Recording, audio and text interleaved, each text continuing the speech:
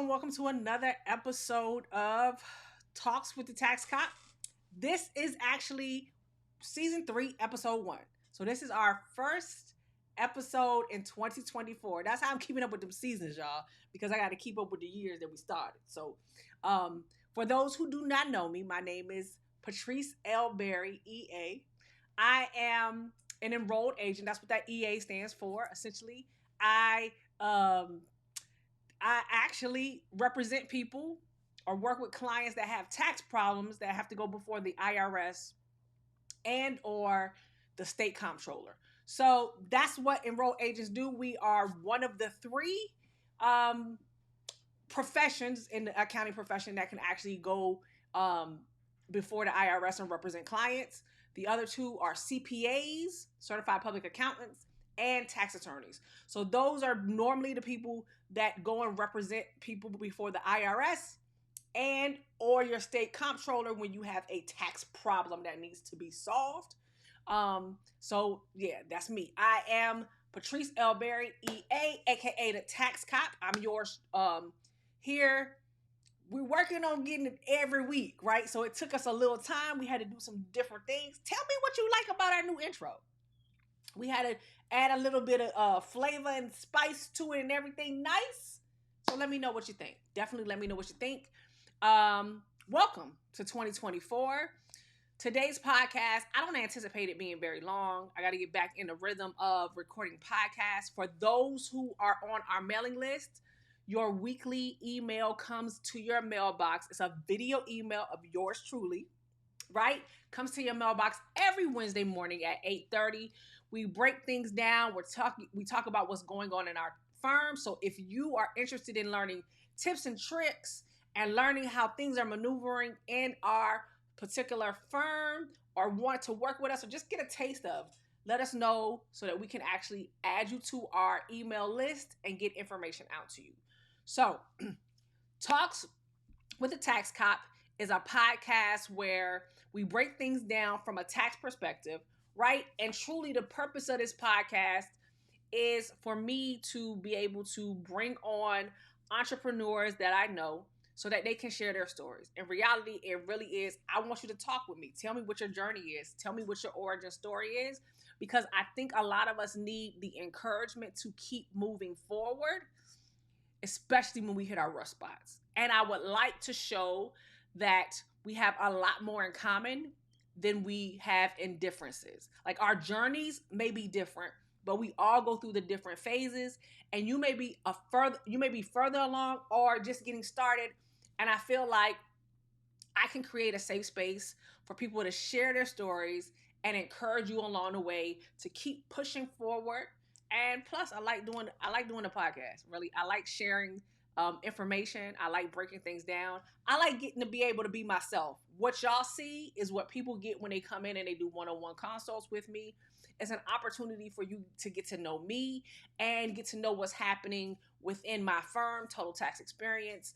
For those who do not realize, we don't only just do taxes and solve tax problems, but we are educators at heart. I'm an educator at heart, and we do provide accounting services.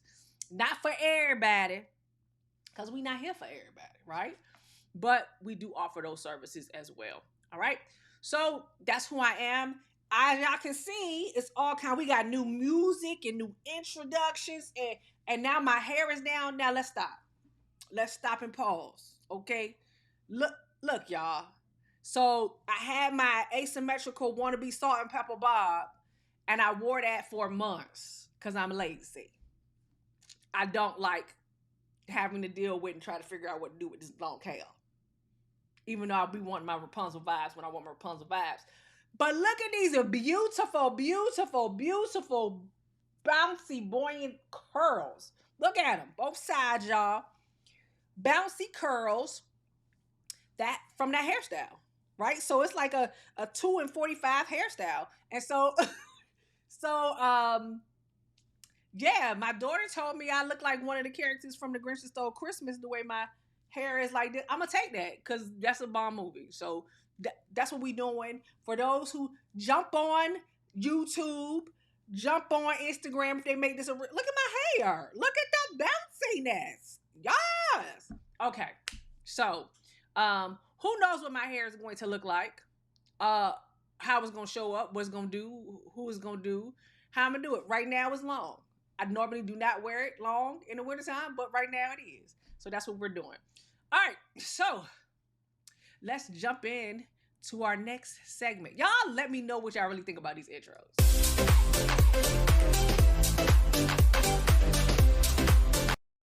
All right. I feel like y'all can see me behind the scenes doing all this dancing to the music. I really like what my team did to get me something that kind of works with my personality. So we got different beats and things of that nature. Today's audit and all, like I don't have a latest audit story. However, I am going to break down that you want to make sure that you have your documentation in order, right? For anything. We are at the start. Tax season starts January 29th, 2024. Get your documents together. Notices will come out after you file and things like that if something is missing. I want to clear up some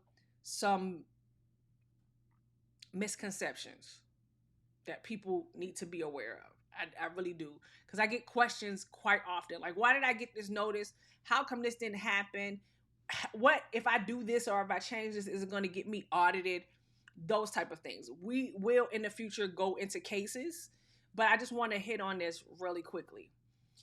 Any past tax year or anything like that, I want to clear up the definition of audit. An audit is really us reviewing everything and making sure everything is good to go. So in essence, right, everyone has some sort of audit when they turn their tax return in at the federal and the state level. Why? Because if you are e-filing that return, they are checking the information against each other. Boom, goes in the system. Is your social security number right? Is the social security number and the middle name and the suffix, does that all that match? Does that address look like, what is there? Is there anything off? Did somebody already claim that dependent and use that social security number on another return? So that preliminary stuff is happening when you fill in your W-2s. Do the EINs match for that employer, or is there a digit off? This type of stuff that happens. And so as a tax preparer, if I come back and I tell you either when I file an extension or when I do the initial submission, if I get a reject noticed, it is because it has gone through to the IRS in most cases and it comes up with a reject code. That reject code, I will reach out to my clients and let my clients know, hey, I submitted the return electronically and this is what happened. They gave me this code back. If everything is good to go and it's gravy, I tell my clients, hey, it was accepted. Give it about 21 days to process. State about 5 to 7, right? That does not mean that you will not get any kind of notification down the road. Because if you believe that you filed and you have all your documents and it comes down the road, let's say you have in most cases, this is where I see it, either a 1099B from some stock that was not received, or a 1099 INT for some interest that you did not receive, or a 1099 div from dividends that you did not receive along the line. That's normally where I see it at. Then you will get documentation. You'll get a letter down the road saying, hey, somebody reported that you got more income than you put on your tax return. Y'all ride with me on this. The reason why this is crucial is because right now we are in January. The deadline that is due right now is W-2s and 1099s. That has to be turned in. That stuff has to be turned in, filed, submitted by the end of January 31st.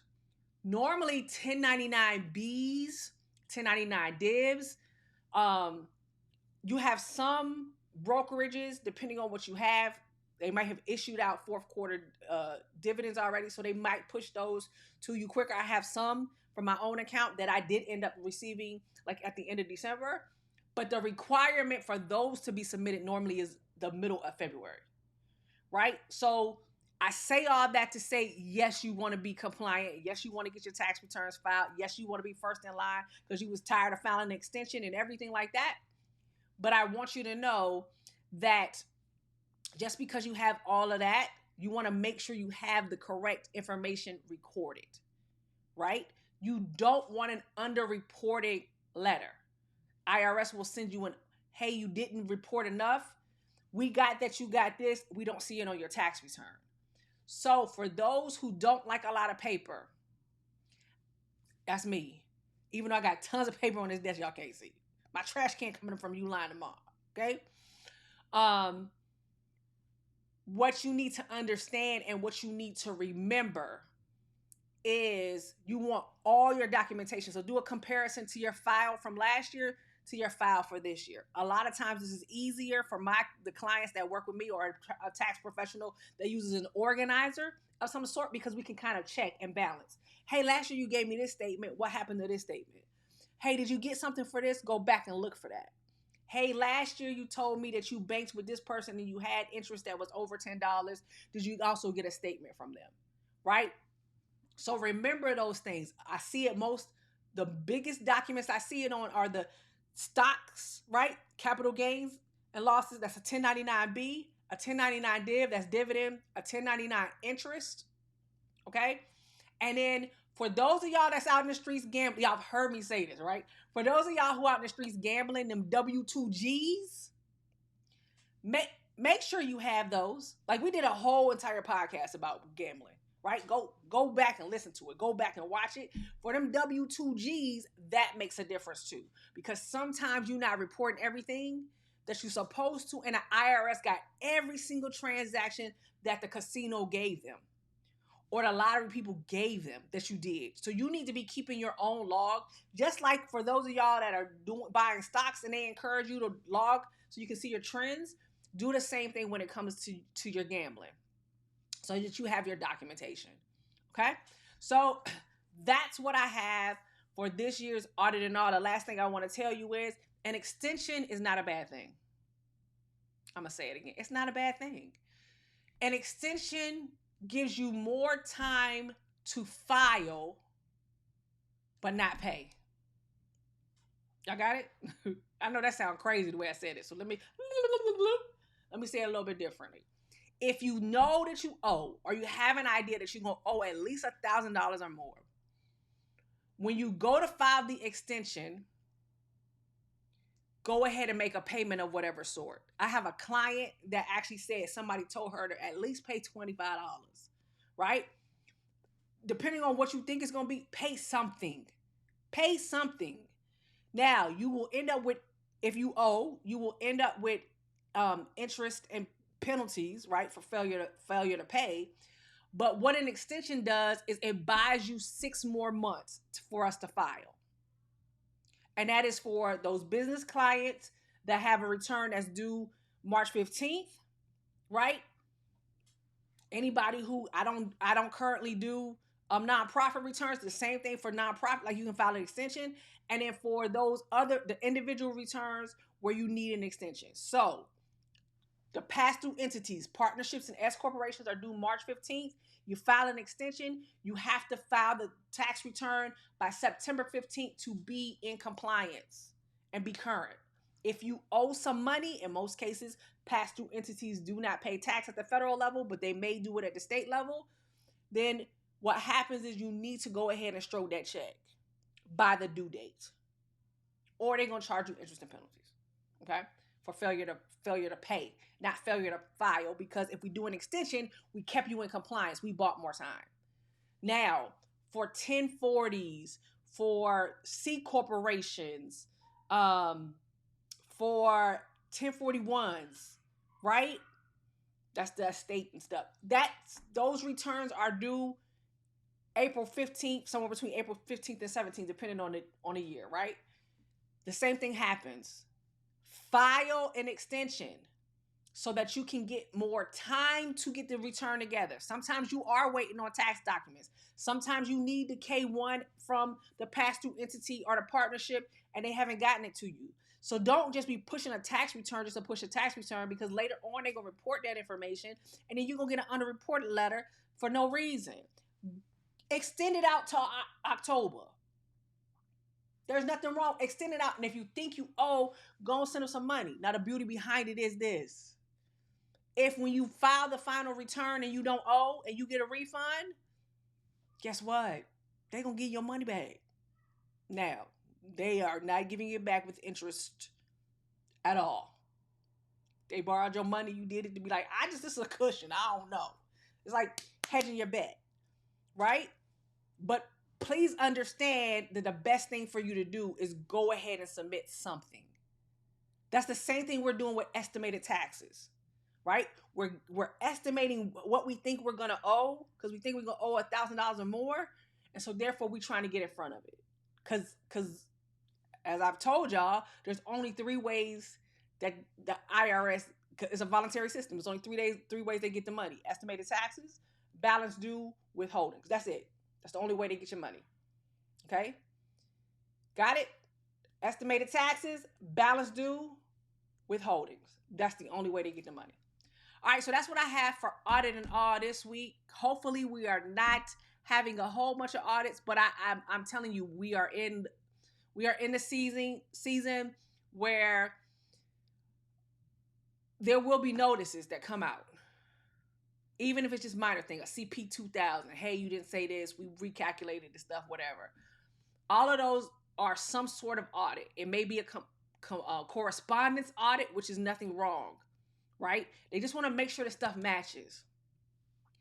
And even though people hate the letters I, R, and S, in most cases, because I've spoken to them and I've spoken to comptrollers, right, in different states, trying to resolve stuff for clients, actually resolving stuff for existing clients, and some people just to come to me to get help.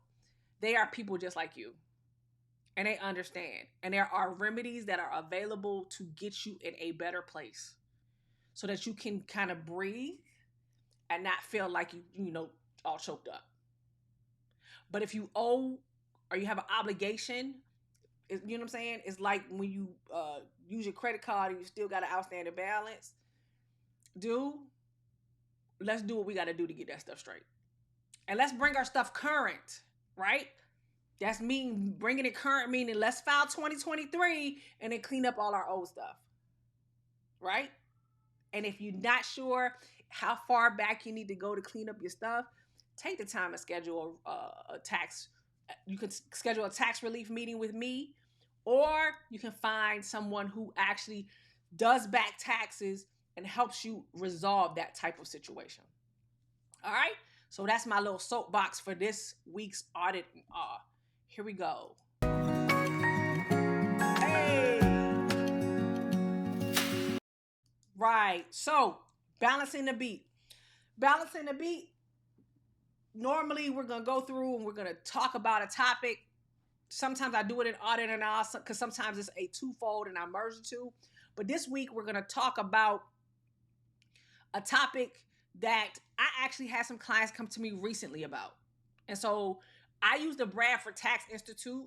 I am not sponsored by them. You can get a subscription to them. It's a decently priced subscription. There are great articles. The reason why I love the Bradford Tax Institute is because it gives you information in plain language, and also for the tax nerd in me, gives me the code section that I need to follow. So I like to break topics down like this because they've already summarized it, and then I can put my own twist on the joint. All right, so that's really why I'm using balancing the beat, so you can understand. Today's topic is, should you buy or lease a business vehicle? Which one costs less? So let's get into it. If you're trying to decide between leasing and buying your next business vehicle, one question is probably foremost in your mind. Which option costs less? Unfortunately, comparing the cost of leasing and buying isn't as simple as it looks. To do it right, you must consider not just out-of-pocket costs, but also cash available, the tax benefits of each option, and the time value of money. So a lot of times when people come, right, and they ask questions to us professionals in a consult, and I'm gonna always tell you, the auditor and me gonna tell you, it depends. It depends. It depends. It depends. Not like the adult undergarment, but I need details for the information. I need details, and the more details I have, the better advice I can give you to help you figure out what it is you need to do. All right, so let's dive into this a little bit deeper, shall we? We shall. All right, the difference between lease and buy. When you buy, you own the vehicle, free and clear, after you repay the loan. So you get the trade in or sale value of the vehicle when you decide to get rid of it. When you lease, the dealer or leasing company owns the vehicle and you pay for its use over the lease term. When the lease ends, you can either buy the vehicle for a residual value or you walk away and get a new vehicle. Now, I tell people that come and ask me, it depends on, I get it. Some people want the latest and greatest car. As long as you stay within the lease terms, you do what you got to do, right? If you know that you can ride a car till the wheels fall off, this your girl, right? She got a business vehicle. I will ride that joint till the wheels fall off. I really will. When I got it, it was new. I also, depending on what it is, I'm not driving as much as I used to drive back in the day when I was commuting back and forth to an office. Okay? So that's a little bit different for me. But I absolutely will ride the wheels off of a business vehicle when I got to go to meetings and do all the things. I will. But I'm also very, very simplistic. The truth, y'all, I don't know a lot about cars. I don't. I know you get in there, you put some gas, you got to take it to the dealer. That's about all. So I'm not all on top of, like, I wouldn't know. I would say it was pretty, but I probably wouldn't know unless I got out up close a Rolls Royce from something else. Like, I definitely would, because it's got the thing in the front, right? And people not. But like, I've been in a fancy car like that and thought it was a Lincoln Town car. I don't know. I'm ignorant in that space. I'm not going to tell you I know the truth. So I'm telling you, it depends. Figure out what works best for you and how often you want a new car. And can you stay within the lease terms? To me, that's the most important thing in this situation. If you can stay within the lease terms, mileage, repair, all the stuff that goes with the terms, then by all means, go with a lease. But if you're not like that, you're like, I ain't gonna be monitoring them. I don't do that hardly, even though my tax professional keep telling me, keep track of my mileage. Like, I'm not gonna be doing all that. Then don't. Then purchasing a car, outright may be a better thing for you. Buying a car instead of leasing it. All right. So leasing requires less money up front and often lower monthly payments, depending on the vehicle. Because I got some clients that got some nice hefty lease payments because of the type of vehicle they got, right? Consequently, leasing leaves you more cash. That's an advantage you must account for in your cost calculation. Another key factor in the comparison is how you save on taxes using each option. The key difference could involve bonus depreciation, Section 179 expenses, and maker's depreciation. All right, so really, you're like, all right, what happens? If I buy the vehicle, let me make it bigger so y'all can see it, because now here come the question that y'all gonna ask a girl, right? If we buy in the vehicle, right, you can deduct the cost of operating and maintaining it. If you are not doing the mileage, like it's not both are, right? You got either actuals versus mileage. So this is why you need to be checking your mileage, right? A predetermined mileage rate by the IRS, which for 2024 is 67 cents per mile, and the 67 cents includes 30 cents for depreciation. All right, so mileage is built in there, right? You either get that or you get actual expenses. And when you do actual expenses, is operation, taking it, getting it maintained, and the gas and all this kind of stuff, plus depreciation and any Section 179 expenses. Key things to remember: the actual expense method gives you your deductions quicker than the mileage method, because depending on the type of vehicle, you can claim the following: bonus depreciation, which right now for 2023 is 80%. Bonus depreciation has gone down to 80%. There is talks about it going back up to 100%, but for 2023 right now, it's at 80%. Okay, so bonus depreciation is at 80%. While we were under some of the other Tax Cut and Jobs Act, we had 100% bonus depreciation, right? In the first year. Section 179 expensing and makers depreciation, right? So there's ways for us to be able to, speed depreciation up. These are different ways for us to be able to depreciate the asset. The reason why is because it's going to give it to you higher. And mileage keeps you at a certain rate. But I'm not going to lie to you. If you're not doing a good job of keeping any information, it's going to be hard. And I always ask my clients to give me both so I can do a comparison, right? That's for my clients that own their vehicles and the business vehicle. I'm going to be asking for both. And then, of course, I need to know the use of the vehicle as well. Okay? Now, let's focus on this. You can also use the mileage rate or actual cost to deduct vehicles you lease. The actual cost deduction for business vehicles you lease consists of monthly lease payments, amortization of the down payment and other upfront costs, and lease reduction amounts for luxury vehicles if applicable. So this is where it's a little bit different, right? And I explain this. I have some clients that we've gone through and say, okay, what's the biggest difference, right? For the lease payment, if the company owns the vehicle, is leasing the vehicle, the business vehicle, we are writing off. I hate to use the term writing off. Let me go back. We are expensing, right? Or we are deducting as a business expense the entire lease payment. And so I have for some people that the expenses are the lease payments and all those actual expenses give them a better business deduction when they have minimal overhead, right? They might be an independent contractor, or for instance, they might do a lot of consulting and do a lot of traveling, and they choose to travel to sites to do presentations, to do their consultations, to travel to represent and teach their courses, etc. And it will lease a vehicle for a period of time, 2-3 years. And so that's beneficial for that individual. The lease option is a beneficial business expense, aka a tax strategy, because they have low overhead. Maybe it's just them, a laptop, and a hotspot. Because most of their stuff they do off of their computer, and they do presentations and they travel around. Somebody gives them curriculum, something like that. So they have low overhead because they don't have any external office space or anything like that. But they travel all over the country and they choose to drive, and they do it within a leased vehicle, and they don't get reimbursed for necessarily their travel, something like that. I'm throwing out a scenario.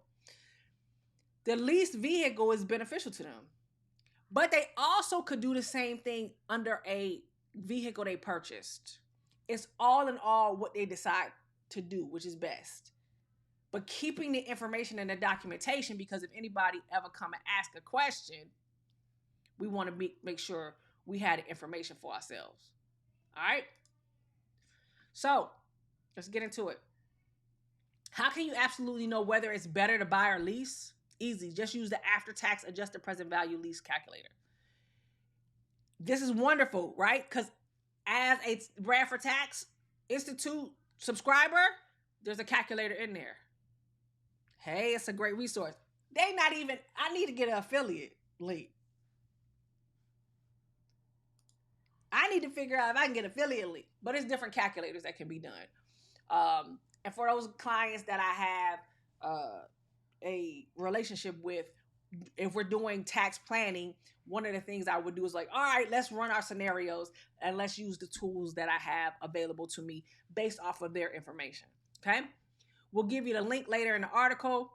For now, you can relax knowing that you have all the present value and tax calculations for you. When you click the calculator, it'll let you do it.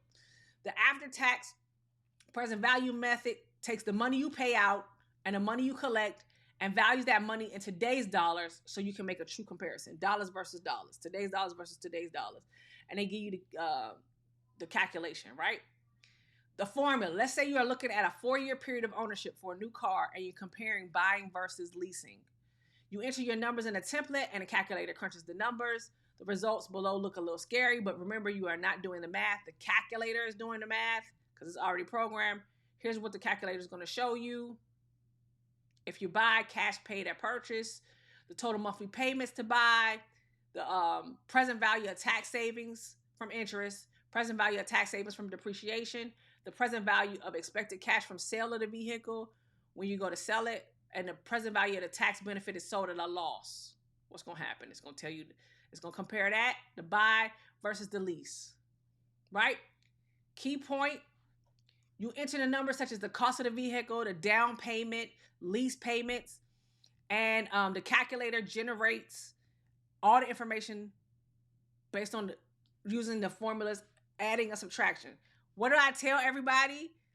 Taxes are basically addition, subtraction, multiplication, and division. We're not doing calculus. It's basic stuff. Okay? Basic.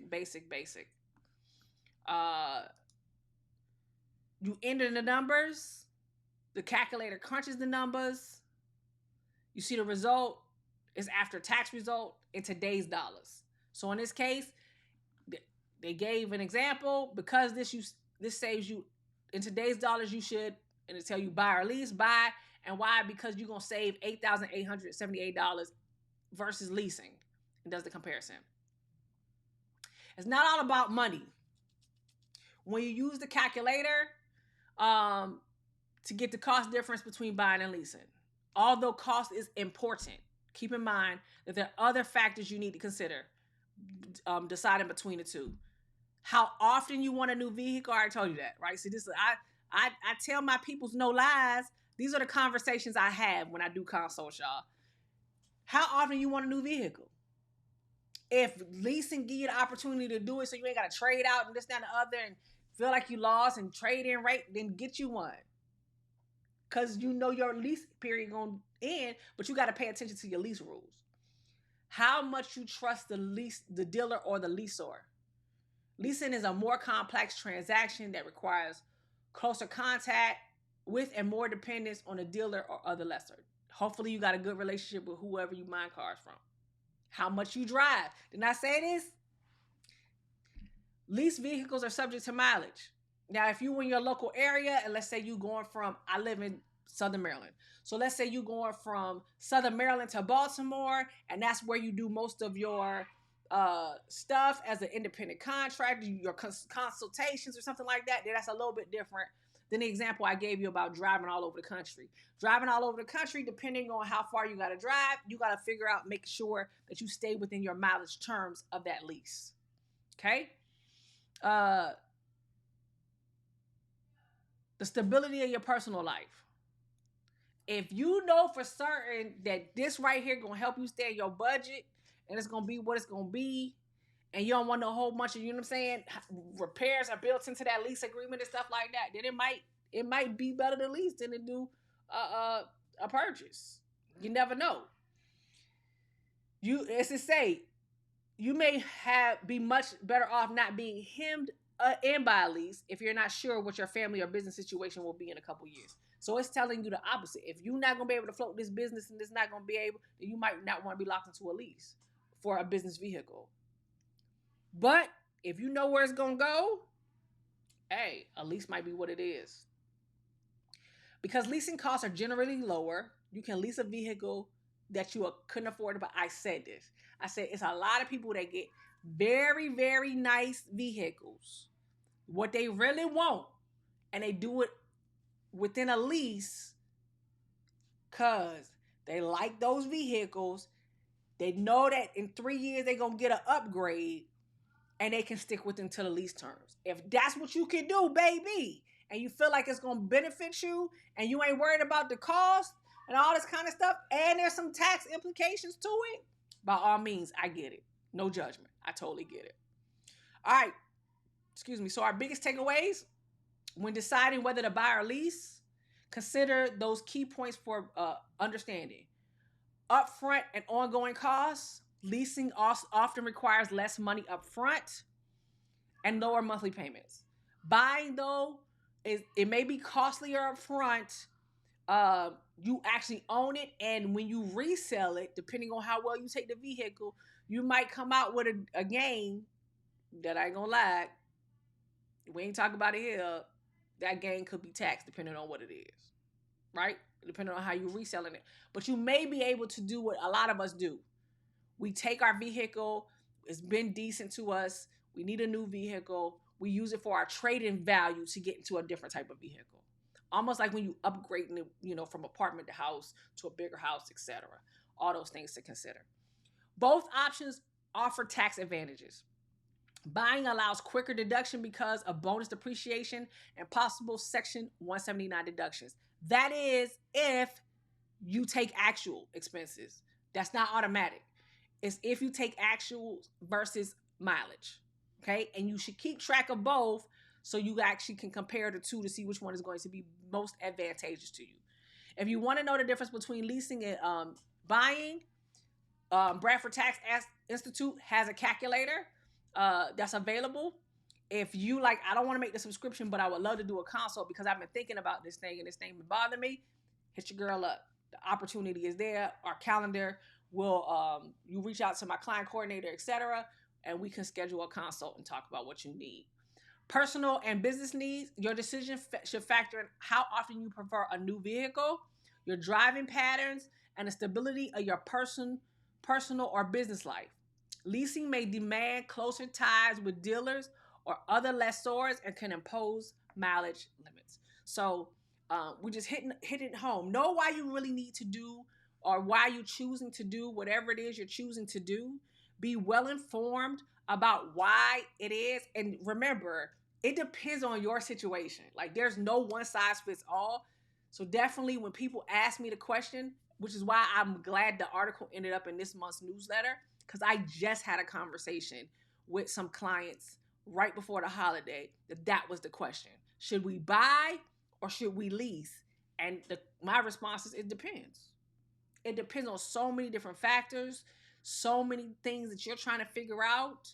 And you know how your business operates better than I do, right? Even though I can see the financials and everything like that, you know how your entire picture works from a cash flow stance, right? I can tell you from a tax stance, but you know how your monthly inflows and outflows are. Trust.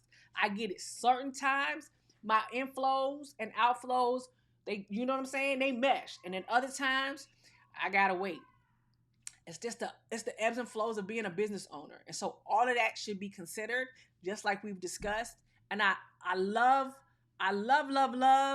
how Bradford Tax Institute breaks it down in plain language. Y'all see, that's just me going through and sharing it with you all. Look at the bottom, right? You see, these are the IRS notices and the publications. This is why this is beautiful to me, because it's plain language, and then it gives me the reference points as the tax nerd, and it's a great resource. If you had, now I'm not going to tell you, I always like the presentation and everything, like the search, the index, but the articles are well summarized and does a great job of plain English so anybody can understand, as well as giving the tax nerd stank on it so that we can have that as well. Okay? All right. This week we don't have any fraud squad funnies because I didn't look anything up for y'all. We talked a little bit about audit and all and what to expect, balancing the beat. I don't have anything that's pressing when it comes to fraud squad funny, so we're not going to hit that in this week's episode. I just want to take the time to allow you to allow me to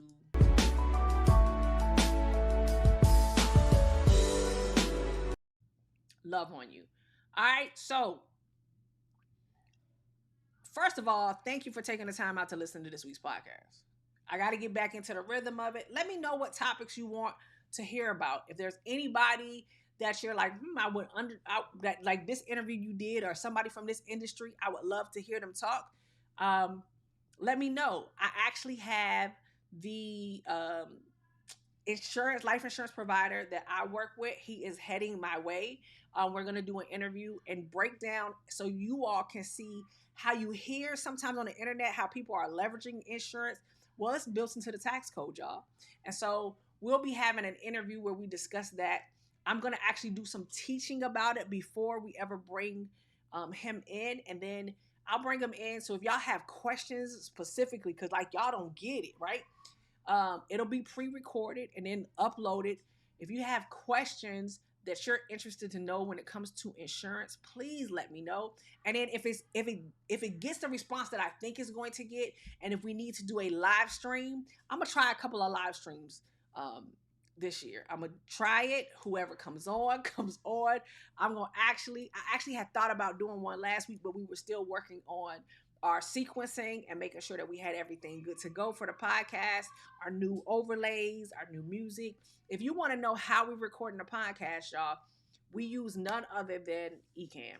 Ecamm Live.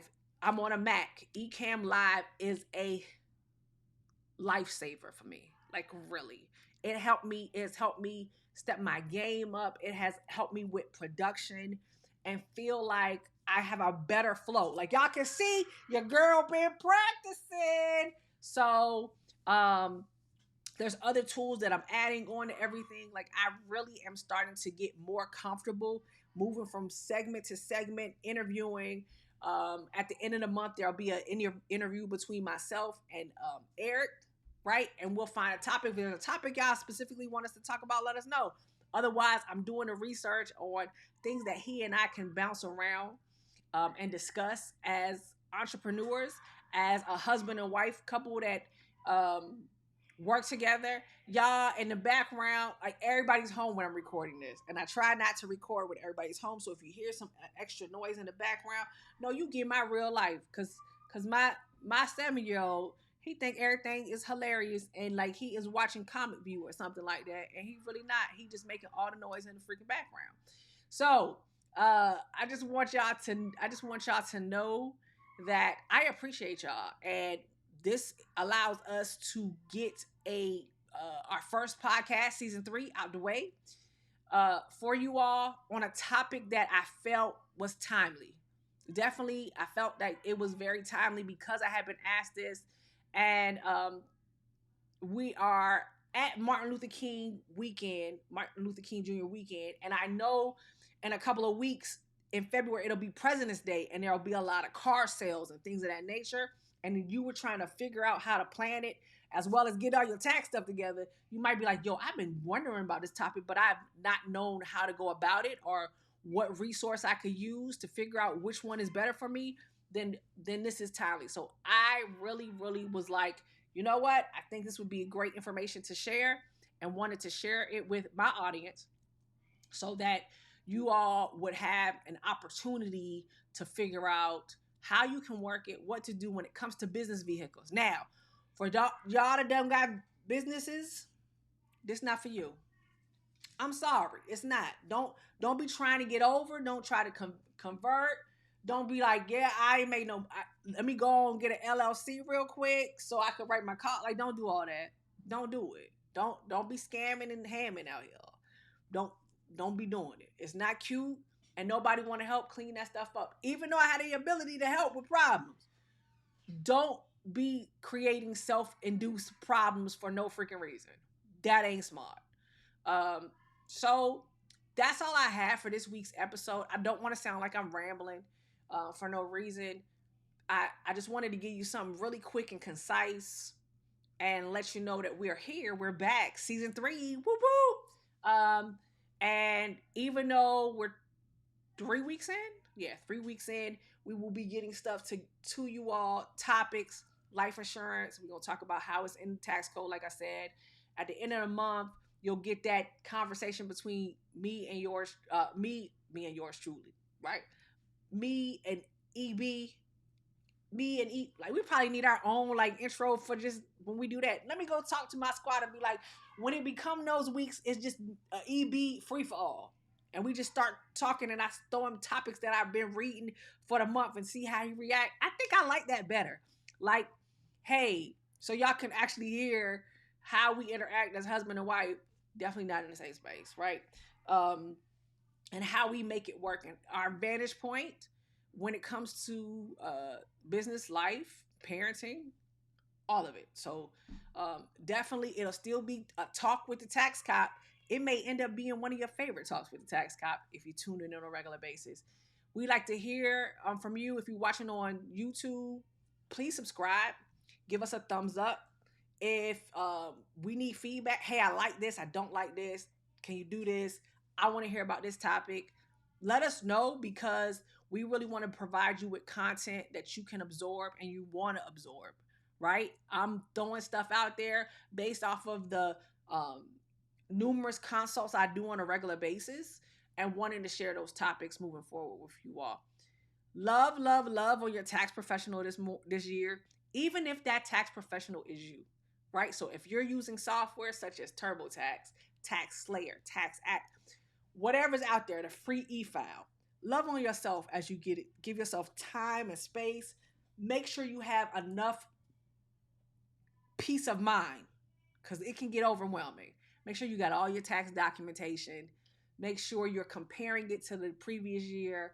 And if you was out there in them crypto streets and in those trading streets and things of that nature, make sure you got all your documentation. Please make sure you get all your documentation from the Coinbases and the Robin Hoods and the Robin Hood cryptos and just stuff that I've seen. And if you've been out there winning at them casinos, or if you've been out there losing at them casinos, make sure you had your win and loss statement from the casino as well as your individual W-2Gs. If nothing more, that is where I see the biggest flags happen. As I told y'all at the beginning, definitely make sure you got enough of your documentation. Stay warm. It's a winter weather advisory on the front at the time that I'm recording this.